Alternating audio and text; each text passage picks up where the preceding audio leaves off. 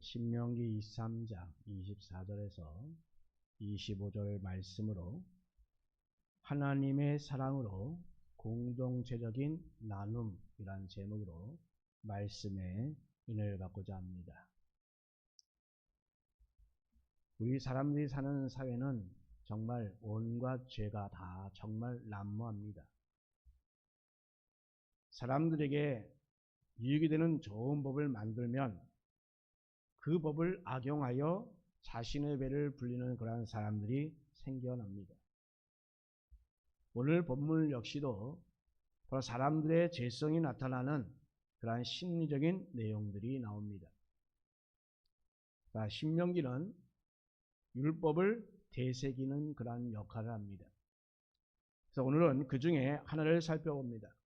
오늘 본문 말씀, 내 이웃의 포도원에 들어갈 때에는 마음대로 그 포도를 배불리 먹어도 되느니라.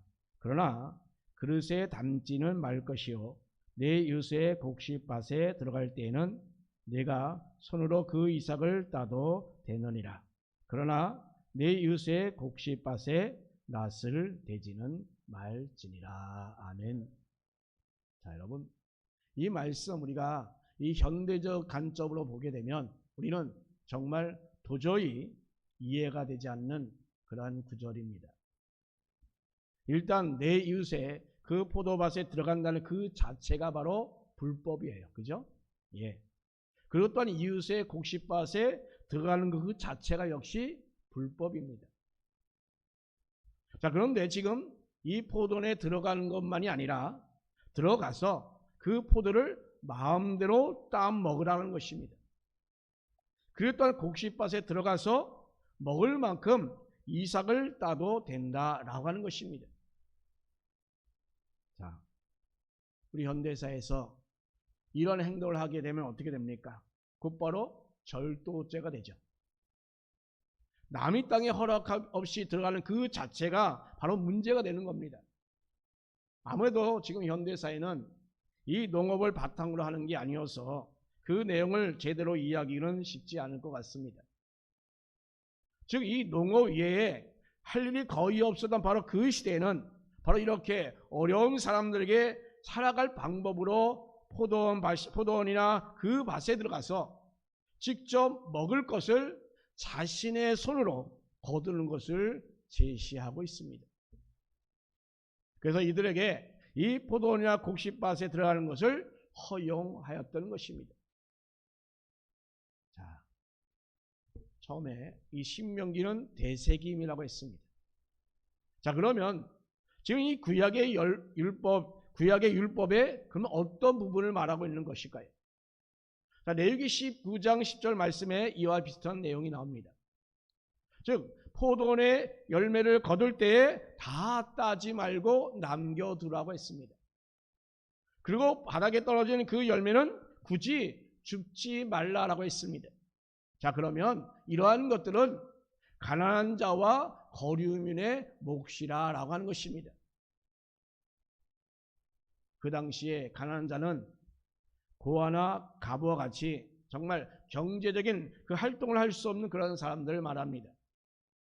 그리고 또 여기서 거류민은 이방인을 말하는데 이러한 저러한 이유로 지금 이스라엘에 들어와 함께 사는 그런 자들을 말합니다. 그래서 이 거류민도 역시 경제적인 활동 측면에서는 그래서 약자입니다. 자, 이렇게 이 농경사회는 이 가난한 약자들도 그리고 포도원에 다 밭에 들어가서 소용되는 그 정도를 거둘 수 있다고 하는 그런 말씀을 우리에게 지금 주고 있는 것입니다. 자, 이 이야기는 비록 이렇게 농경사회를 배경으로 하고 있습니다만 현대를 살아가는 바로 우리에게도 우리가 생각해야 될 것들이 있습니다. 자, 여러분, 우리가 살아가는 데 있어서 정말 우리에게는 필요한 부분이 있을 것입니다. 그러나 그것을 넘는 것은 바로 탐욕이라고 하는 것입니다. 자, 그래서 이 필요라는 것, 이것은 어떤 것을 필요한 것을 얻기 위하여 자신의 그 손으로 무언가를 해야 한다고 하는 것입니다. 그리고 또 이 탐욕이라는 것은 뭡니까? 그렇지 않아도 넘었지 말아야 할 그 선이 바로 있다고 하는 것입니다. 자, 여러분, 그 당시에 그 농경사회뿐만 아니라 지금 우리가 사는 이 현대 산업 사회 속에도 역시 우리가 생활하는 우리에게도 여전히 똑같이 적용되는 그런 원리가 됩니다. 자, 그러면 오늘 본문 말씀을 통해서 우리 현대인들이 생각해야 될 것이 과연 무엇인가를 한번 정리해 보고자 합니다. 자, 첫 번째로 우리가 이 필요를 채우기 위하여 땀 흘려 일하는 그 모습을 전제하고 있습니다. 자, 이 당시의 배경은 농경사회라고 했습니다.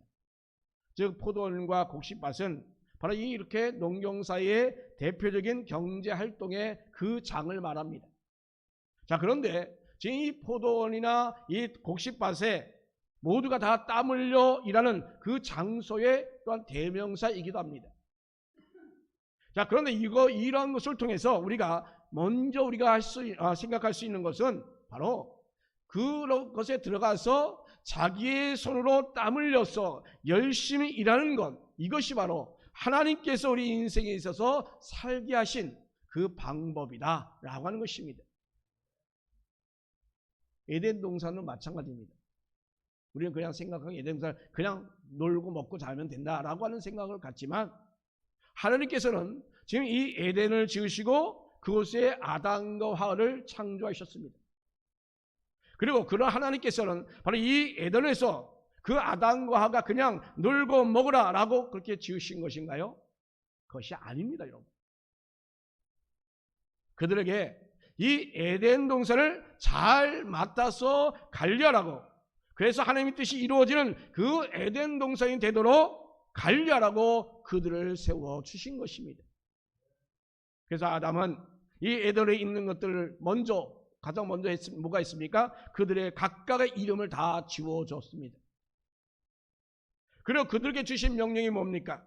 생육하고 번성하고 땅에 충만하라고 하셨습니다. 자, 그런데 그것이 바로 이 아담과 하와가 할 일이었습니다.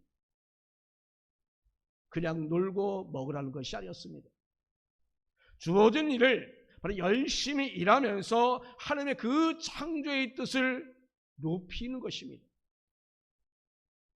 자, 여러분, 우리 인간이 범죄하여 타락한 이후에도 역시 마찬가지입니다. 지금도 마찬가지. 지금 아담에게 그 살 길을 열어주셨는데 그것은 타락 이전과 지금과 다른 방법이 아닙니다. 지금도 역시 마찬가지입니다. 우리가 땀 흘려 일하는 것, 그것은 너무나도 당연한 것입니다. 이렇듯 우리 인간은 우리가 시작부터 먼저 자기 손으로 열심히 일하면서 살도록 우리에게 지음을 그렇게 하나님께서 창조하셨습니다. 자, 여러분, 우리 인간들이 이 사회를 이루는 것은 어디 가나 보면 가난한 자가 있습니다. 지금도 부자가 있는가 하면 가난한 이들도 역시 있습니다. 자, 그런데 그 가난한 사람들도 역시 정말로 열심히 땀 흘려 바로 일하며 살아가는 것, 그것이 바로 하나님의 방법입니다. 자, 여러분, 가난하다고 도둑질을 하거나 남의 것을 빼앗아 먹어서는 안 됩니다. 포도밭에 들어가서 정말 먹을 만큼을 자기 손으로 따 먹으라고 했습니다. 곡식박에서 들어가서 먹을 만큼을 자기 손으로 거두라라고 했습니다. 가난한 자들에게도 역시 그 살아갈 길을 열어주셨는데 역시 부자와 다른 방법이 아니었습니다. 부자와 똑같이 그들도 자기의 손으로 무언가를 열심히 하여 살게 하여 주신 것입니다. 자, 여러분 룻을 통해서 우리가 알아볼 수 있습니다. 자, 베들레헴에 살던 그 엘리멜렉과 그의 아내 나오미는 흉년을 버티지 못하고 어떻게 됐습니까? 두 아들 데리고 그 모압 땅으로 이주했습니다. 그곳에서 모압 여인 룻을 며느리로 맞았습니다. 자, 그런데 이 모압 땅에서의 그 삶도 그들에게는 정말 시원치 않았습니다. 오히려 그 땅이 그들에게는 죽음의 땅이었습니다. 엘리멜렉도 죽고 두 아들도 역시 다 죽었습니다. 그래서 늙은 나오미와 이 땅 그의 며느리 룻만 남은 것입니다. 자, 지금 이 나오미는 지금 그래서 이 고향인 베들레헴으로 돌아가기를 결심합니다. 며느리 룻도 역시 시어머니를 따라서 베들레헴으로 갑니다. 자, 그런데 그들이 고향으로 들어왔습니다만 그들에게 있어서 먹고 살 만한 땅이 그들에게 있었던 것이 아니었습니다. 더군다나 이 두 여인은 가부였습니다. 게다가 룻은 어디입니까? 이방인이 되기까지 합니다. 이방인이었어요. 자, 여러분, 이 내육에 나타난 정말 전형적인 그 약자가 누굽니까? 그 가난한 사람, 그것은 바로 거류민 조건이었고, 그 가난한 사람들 바로 이들에게 가부여 거류민들은, 나그네들은, 이방인들은 딱 맞는 자들이었습니다. 그래서 그들에게는 정말로 살아갈 방법이 전혀 없었습니다. 이때 룻이 시어머니에게 말합니다.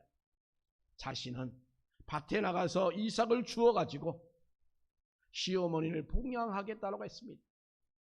그러는 그는 나가서 추수할 일꾼들 그 뒤에서 떨어진 그 이삭을 하나하나 줬습니다.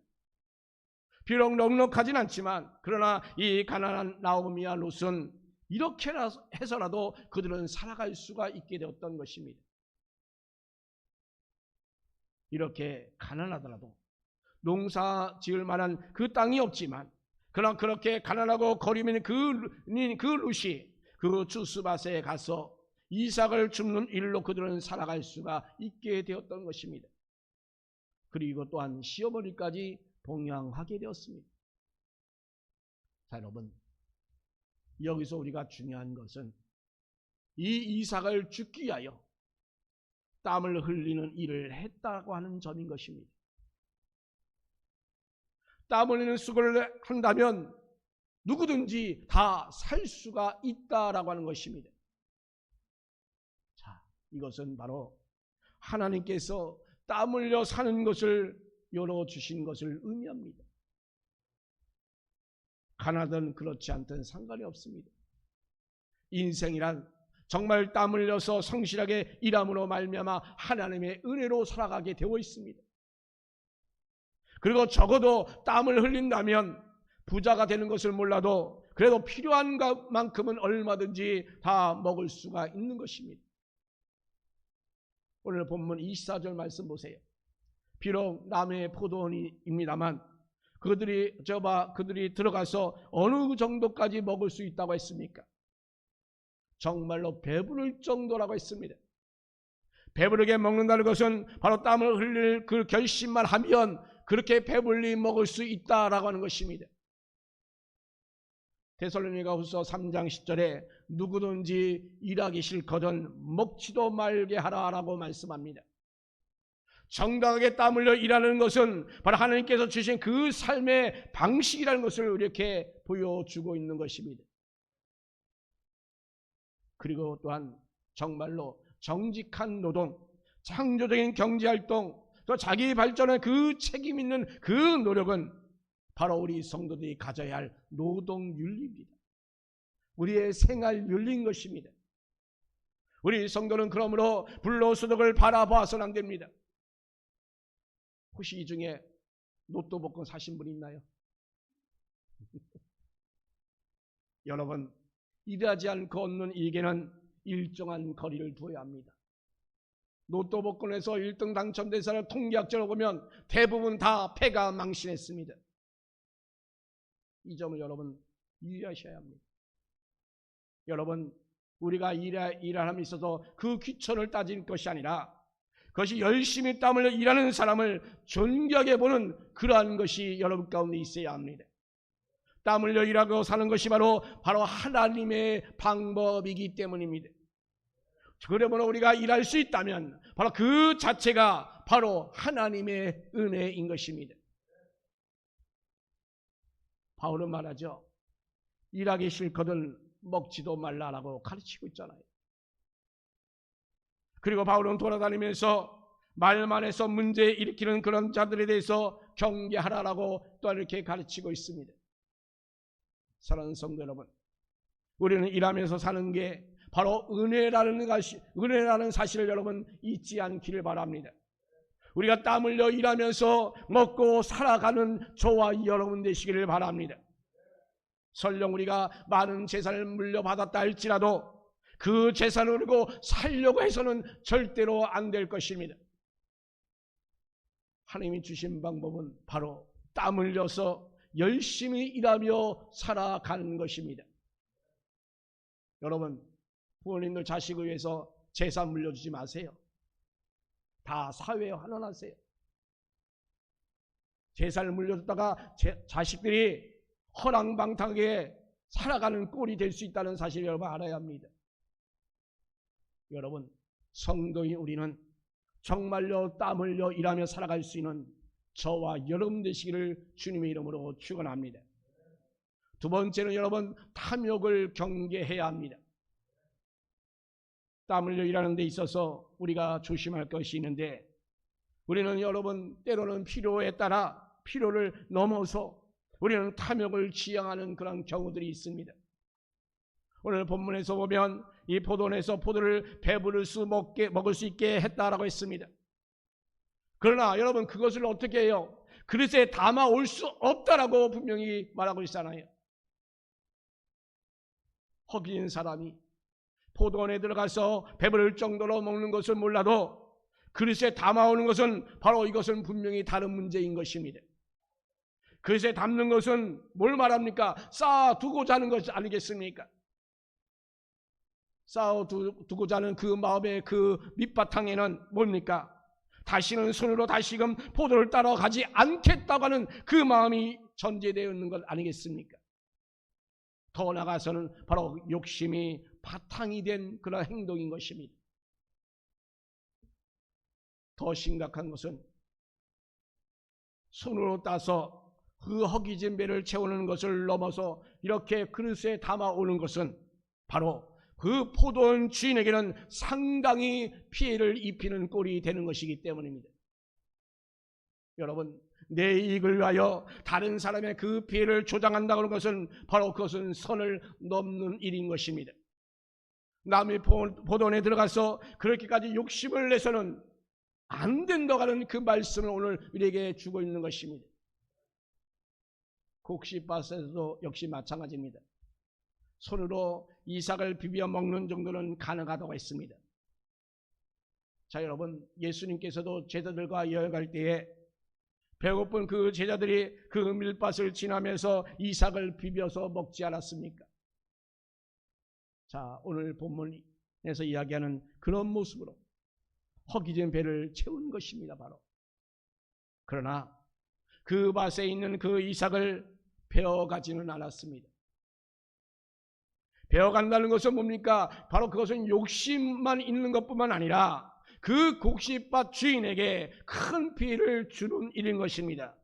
자, 이것은 바로 도둑질입니다. 남에게 피해를 주면서 자기의 그 이익을 보겠다는 것, 이것이 바로 탐욕인 것입니다.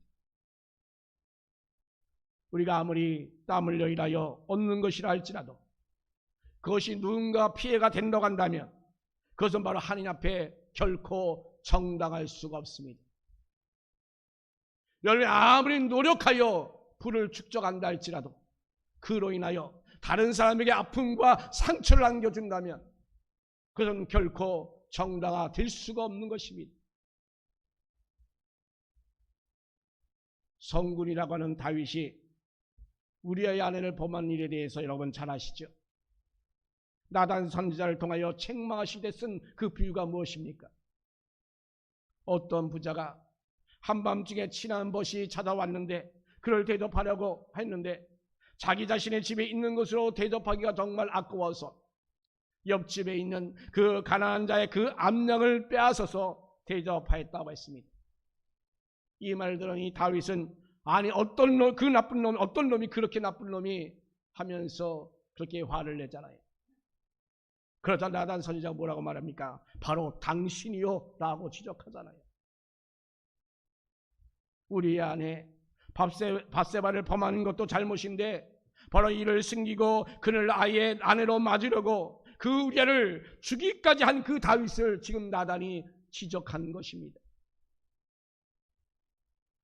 사랑하는 여러분, 이러듯 탐욕은 자신을 이익을 위하여 또는 손해보지 않는 그 일로 다른 사람에게 해를 입히는 정말로 악한 죄인 것입니다. 성도는 이러한 탐욕을 가지면 절대로 안 됩니다. 남이 포도원에 들어가다도 그릇에 담아서는 안 됩니다. 땀 흘려 일하더라도 다른 사람의 손해를 입히는 그러한 것으로 인하여 얻는 소득은 바로 탐욕인 것입니다.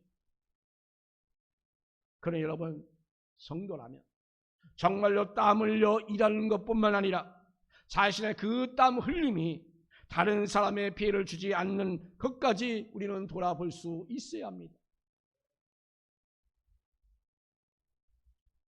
어떤 일로 정말 땀 흘려야 되는가를 우리가 생각하십시오. 정말로 다른 사람의 정당한 것을 빼앗는 것이 아닌가를 여러분 다시 한번 돌아보시기 바랍니다. 여러분 하는 일이 정말 정당하고 옳다라고 생각되지만 그 일로 말미암아 다른 사람에게 피해가 간다면 여러분 중지하셔야 합니다. 여러분들이 그러한 탐욕 가운데 빠지지 않았는가? 여러분 자신을 한번 돌아보시기 바랍니다. 또한 세 번째로는 여러분 공동체를 생각해야 합니다. 자, 여러분, 우리는 지금까지 이렇게 필요와 탐욕 사이에서 우리가 지켜야 할 그 선이 무엇인가를 우리가 생각했습니다. 바로 이때 그런데 우리가 놓치지 말아야 할 것이 있습니다. 그것은 바로 공동체입니다. 포도를 가진 사람들에게 가난한 자들이 포도원에 들어오는 것을 허용하라라는 이유가 과연 무엇일까요? 곡식밭 주인에게 그 가난한 자들이 곡식밭에 들어와서 비벼 먹거나 이삭을 주워가도록 허용한 이유가 과연 무엇일까요?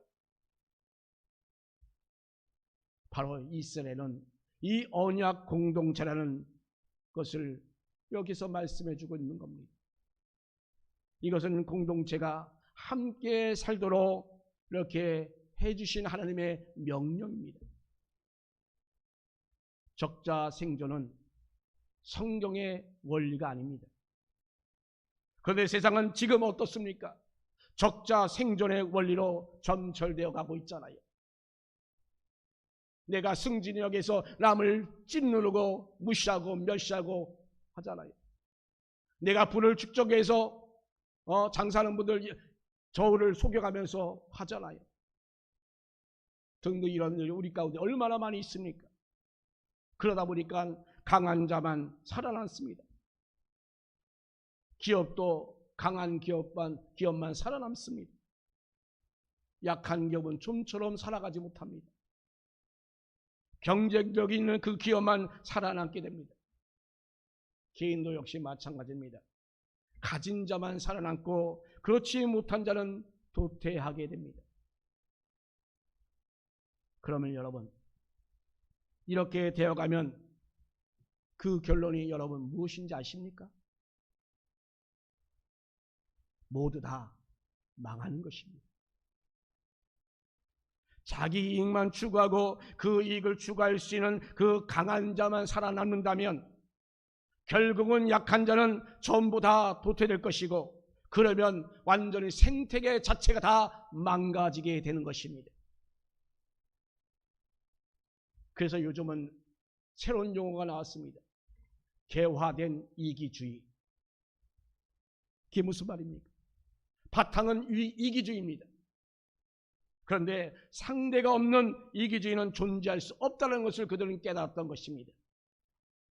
그래서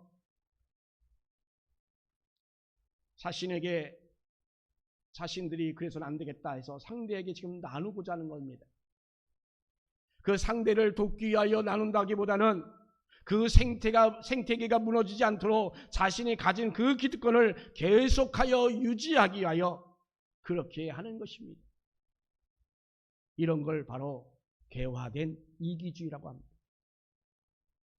자, 여러분, 기업이 사회복지에 참여하는 것, 이것도 어찌 보면 일면 이런 생각이 반영된 것입니다. 이 개화된 이기주의는 그래도 공동체를 무너지지 않겠다고 하는 그 점에서 그나마 의의가 있습니다. 그런데 여러분, 하나님이 만드신 이 세상은 강한 자와 약한 자가 정말 조화롭게 공존하는 그러한 세상입니다. 가진 자와 없는 자가 정말로 조화롭게 함께 살아가는 그러한 세상인 것입니다. 그게 바로 공동체성입니다. 여러분, 자유를 강조하는 분들 가운데 보면 이 공동체성을 놓치는 경우가 더러 있어서 참으로 안타깝습니다. 열심히 일해서 살아야지 왜 나라의 도움을 받느냐라고 하는 사람도 있습니다. 예, 열심히 살아야 되는 거 당연합니다. 맞는 말입니다. 땀 흘려 사는 것 바로 하나님께서 우리에게 주신 그러한 방법이기 때문입니다. 그러나 나라의 도움을 받는 것은 안 된다고 하는 것은 바로 이 공동체성을 제대로 바라보지 못하는 이기주의의 발상인 것입니다. 결국 이것은 곧 탐욕과 연결되어 있는 것입니다. 따라서 우리가 열심히 일해서 먹고 살아야 되겠습니다만, 그래도 그럼에도 불구하고 먹고 살 수 없는 그 사람에게는 함께 먹고자 살고자 하는 그러한 공동체성이 있음을 우리는 잊어서는 안 될 것입니다. 여러분, 우리 성도는 결코 나만 생각하는 그런 존재가 아닙니다. 가족을, 그리고 교회를, 그리고 이 지역사회를, 그리고 우리나라를, 그리고 인류의 모든 공동체를 우리가 볼 수 있어야 합니다. 그리고 이러한 공동체를 서기 위하여 내가 정말로 열심히 일해야 할 일이 과연 무엇인가를 여러분 볼 수 있어야 합니다. 아울러서 내가 가진 것을 그러면 어떻게 나눌까를 우리는 고민해 봐야 합니다. 그럴 때 바로 이 땀 흘려 일하는 참 가치가 그대로 드러나게 되어 있습니다. 사랑하는 성도 여러분, 하나님 나라는 바로 이런 곳에서 완성되는 것입니다. 이러한 하나님 나라를 이루게 하여 우리 또한 교회에서, 또한 지역사에서 여러분 이 필요와 그 탐욕의 그 사이에서 정말 우리가 이기주의가 아니라 하나님의 사랑으로 공동체적인 그 나눔의 삶을 잘 펼쳐나갈 수 있는 저와 여러분 되시기를 예수님의 이름으로 축원합니다.